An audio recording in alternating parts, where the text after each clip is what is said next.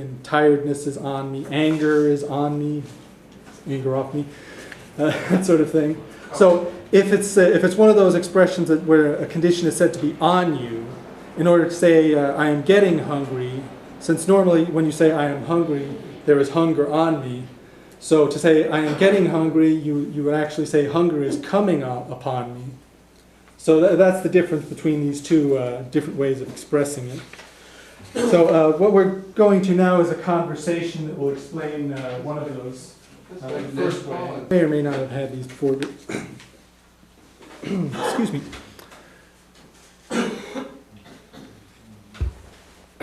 So, first conversation number one, we'll be using this éirí, or rising one, to mean getting.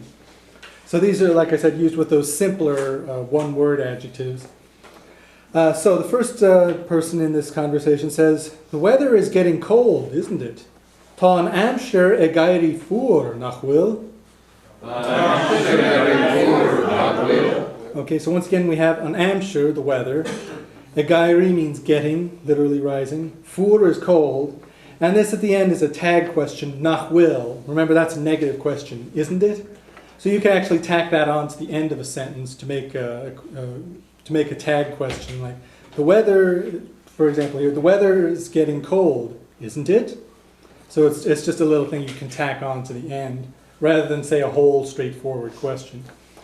We do that a lot in English as well as in Irish. So once again, the weather is getting cold, isn't it? Tá an aimsir éirí fuair nach bhfuil. So then the person responds, yes, it's getting very cold. Tá sí éirí an uair. Okay, so remember, the first tá, you're responding to that nach bhfuil question.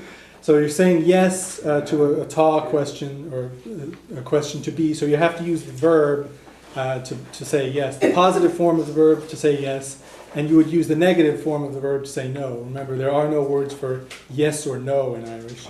So to respond positively to a question using, such as nach bhfuil, using the verb to be, you would say tá. So that first tá is the yes, and then the next tá is part of the longer sentence. Tá sí éirí an uair. Right, so now it's tá sí in this case because on aimsir, the weather is feminine. So you would refer to it as she. Normally when you're talking about the weather, it's commonplace to talk about the day, how the day is. So this is why you often hear people say tá sé fuair, or tá sé scamalach, or something like that. Sé is referring to the day on law, which is masculine. But in this case, since they're specifically using the term weather, we're going with she here, referring to the weather. So tá sí, referring to the weather.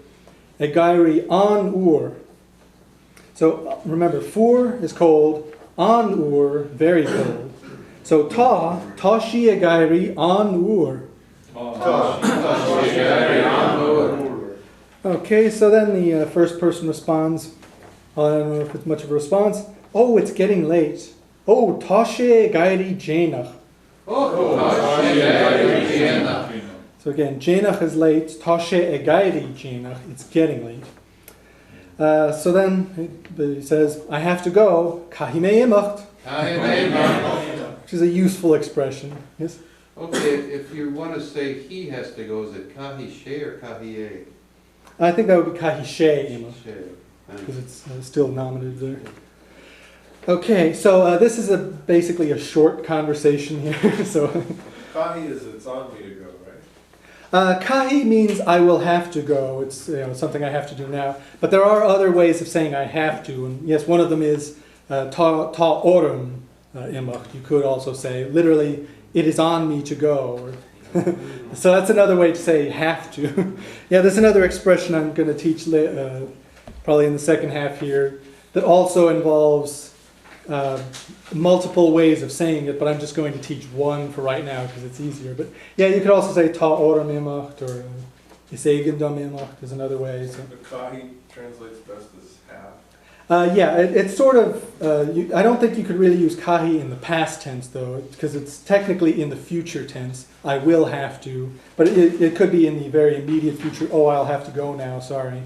It doesn't have to be necessarily in the distant future.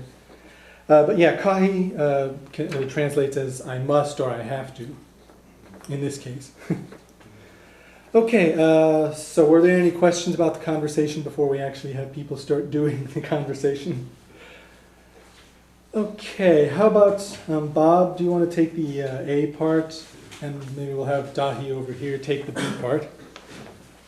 An éimsir a gairí fuair nach bhfuil. Tá sé ag éirí an bhfuair. Ach, tá sé a gairí déanach. Caithfí mé an meach. Okay, come on, good. Let's see, Dahi here, why don't you take A, and Mike, do you want to take the B part? Sure. Tá an éimsir ag éirí fuair nach bhfuil. Tá sí I gairí an uair. Ó, tá sé ag éirí déanach. Caithfí mé imeacht. Okay, come on. Mary, do you want to take A, and Tom, why don't you take B? Tá an éimsir ag éirí fuair nach bhfuil. Tá sé gairí an uair. Ó tá sé ag éirí déanach. Caithfí mé imeacht. Okay, come on. Brian, do you want to take A, and we'll have Trisha, why don't you take B? Tá an éimsir ag éirí fuair nach bhfuil. Tá sí a gairí an uair. Ó, tá sé ag éirí déanach. Caithfí mé imeacht. That's all right. You can ad-lib some of those things if you want. Now, did I get everybody, or Kevin? Okay. Let's see. Well, why don't I take B, since that gives you more lines to practice. Tá an éimsir ag éirí fuair nach bhfuil. Tá sí a gairí an uair. Ó, tá sé ag éirí déanach. Caithfí imeacht. Right, Caithfí that's- mé imeacht. Right. That one's always a little bit tricky for some reason. Kahimen. Okay. And I got everybody on that one, right? Okay. Since we had some practice there with the egairis, meaning getting, why don't we get to some examples of how you say getting using this other one for those ta oram expressions where you say something is on you. So now here are the examples that go with the ekchacht oram expression here. So if something is normally is said to be on you, in order to say it's getting that way, you say it's coming upon you. So for example, we have the way to say, I'm getting hungry, ta akras ekchacht oram. Literally, hunger is coming upon me. Since normally the way to say I am hungry would be ta akras oram. So that means there is hunger on me. So to say I'm getting hungry, hunger is coming upon me. Ta akras ekchacht oram. The next one is he is getting thirsty. Now you'll notice we're switching to some of those other expressions. It's not always oram, on me. It can be on him or on her or on them or etc. So this one here, he is getting thirsty.